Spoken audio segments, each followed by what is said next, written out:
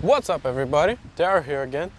Today I want to make a video on where I planted the lettuce. I already harvested yesterday, so I wanted to show you guys how I turn it over. So yeah, it's early morning. I already removed the tunnels so you guys can see. So you can see I removed the tunnels, I removed the misters. You guys can see that the beds are a bit weedy because most of the time when I plant lettuce, I don't open the tunnels for it not to be infected with flea beetles and other creatures that will attack, insects that will attack my crop. The process for me to turn over a bed, most of the times I will remove the crop, but I will leave the root system from the lettuce in the ground so that they can hold the soil structure and then they can break down and help the fertility in the soil. By the time that the root structure degrades or biodegrade into the soil, the next crop will be right about the time to start producing, so it won't affect the production of the crop. So I'll just be cutting the tops off the lettuce and leaving the roots into the ground. This is going to become a beets bed, and I'll be showing that too. And just to give you a perspective how quick these beds turn over. I just harvested this yesterday and I am pretty much removing it and seeding it directly again. Pretty much all the beds I do this the same to keep a high production. For example, also I have a beets bed here. I had two beets beds here that were producing. Yesterday I finished harvesting the last set. So today I'm going to be getting compost.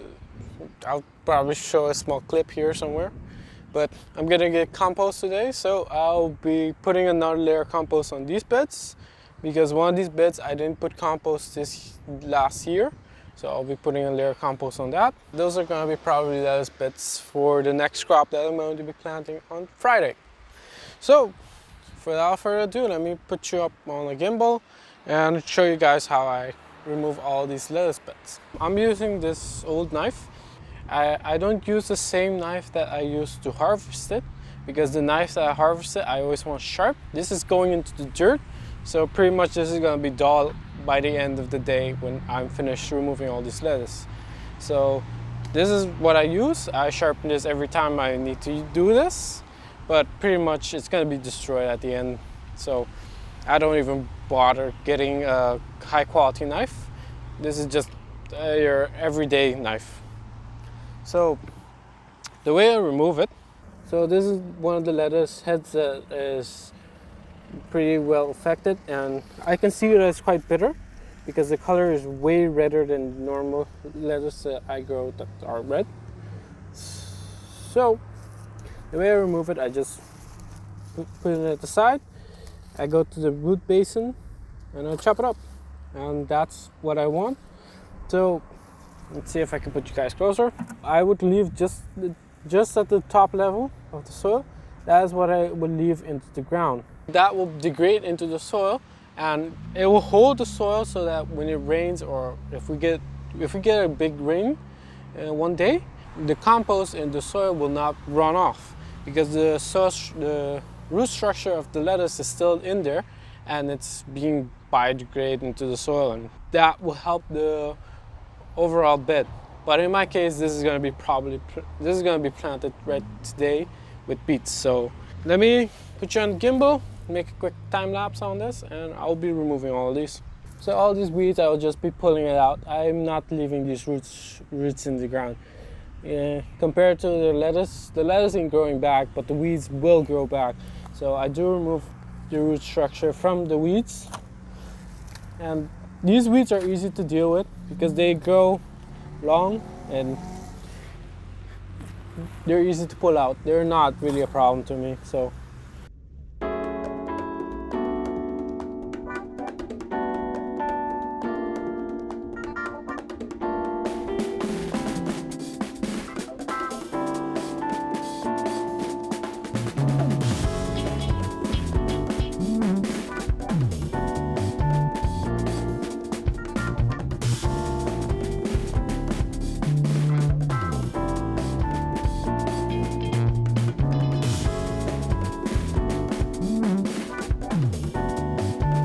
I just finished up removing all the lettuce heads. So on average, I do fill up a wheelbarrow full of lettuce heads.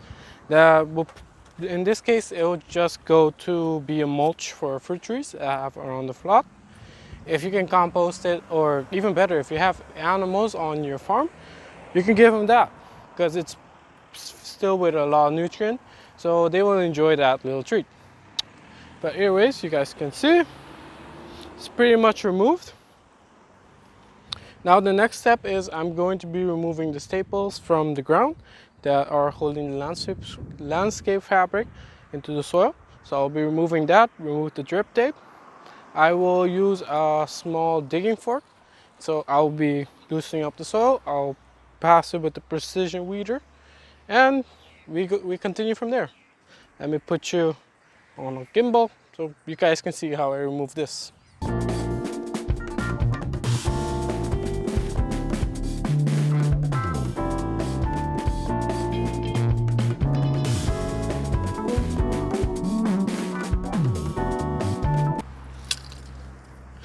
I don't remember if I mentioned this in the last video, but I use these rebar. They're samely spaced, the lengthways. The depth is not important.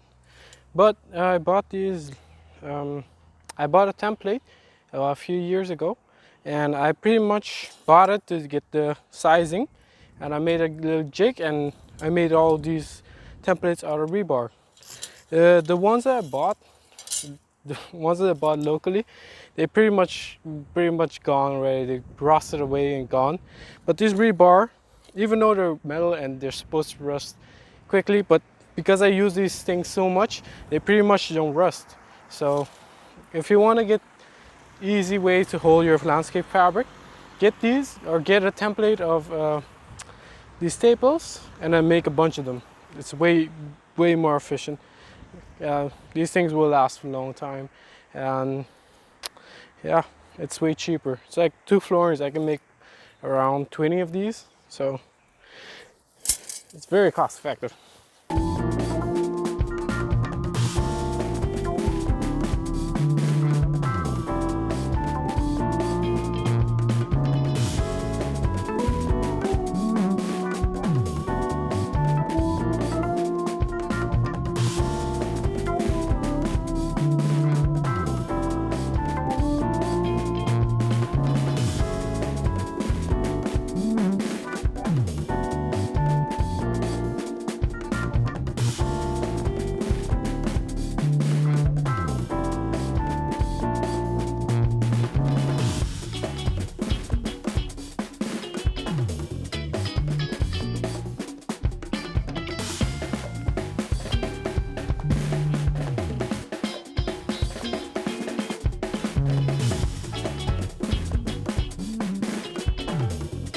So I just used a digging fork to loosen up all the soil. This is I'm using a precision weeder. Like, it has a little wire on top. And this is made by Never Sink Farms. There are better ones you can find around, but this is the one I got, and it's been working great enough for me. So the idea how I remove all my weeds is that I loosen up the soil so that I don't try to turn it over, I just try to loosen up the soil. So when I'm done with that, I use this precision weeder and I will loosen up all those right now easy to remove weed seeds. Like, if I can show you here, I can remove them, and then they will put out all the root structure from the weed. And this is easily, if I leave this bed open in the sun without covering it, by tomorrow all these weeds will be pretty much cooked due to the sun. So yeah, that's what I do to remove all the weeds from these beds. And in this case, I'm pretty much going to seed it directly. I try to remove all the weeds I can. There is some few at the ends and the sideway, the pathways. There are some few in the pathways that I will be removing, but those are easily removed throughout the growing period of the beets. So that doesn't really affect me that much.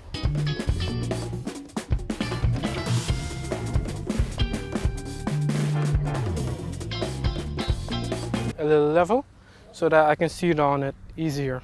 If I see any weeds still poking out, I'll just remove them by hand. Just put them out the pathway. They'll die out by tomorrow.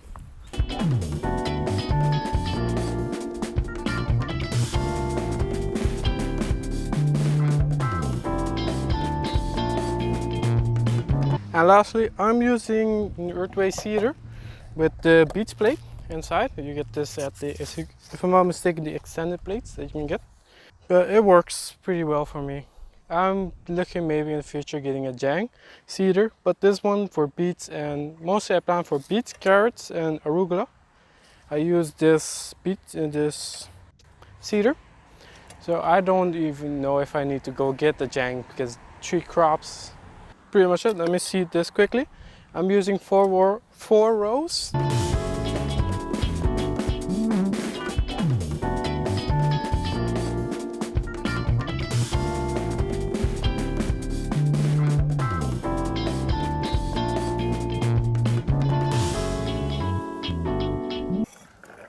So yeah, that's quite quickly with the seeder. I move quickly because the seed plate does drop a lot of seeds. So moving a little quicker makes it easier and more, the spacing a little bit better. Because if you move a little slower, a lot of the seeds will be dropped at one spot and then there's a small gap and then there's a big group of beets. So moving quickly is pretty much the best way to do this.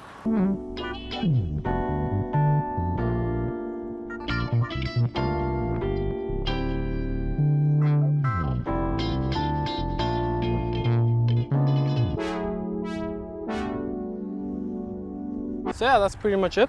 This is pretty much the beds after a few minutes of having lettuce and removed. You can see the little trenches where the beets are seeded. Here you can see a better view of it. So that's pretty much my turnover rate of all the beds. Most of the times I'll pretty much remove something and plant it immediately. In this case, this lettuce bed is turned into beets, just like the beets bed I have right here. I just got some compost, so I'll probably be cleaning this out later today and putting a layer of compost, getting it set up by the end of the day today to get ready to put lettuce on this by Friday. I think by Friday I'll be setting up new lettuce here. So that's how quick most of the beds move. These beds do cost a lot of money due to the fact that I use overhead. So a lot of money is being on the irrigation on top, but due to the fact that they turn over so quickly, I can make my monies back at the efficiency to not keep removing drip tape and setting up other different types of irrigation. I'll be see if I can make a video about that, the drip compared to overhead at this climate, the really hot and dry climate. Even though last year we did get a very strange wet year, that's in 5 years that I've been growing, I never had such consistent amount of rain. This is pretty much the video. I hope you guys find this interesting. I'll try to make the drip comparison of drip to overhead probably in the next video. I have some few deliveries to go to right now, so see you guys next time. Peace. Passa um bom dia.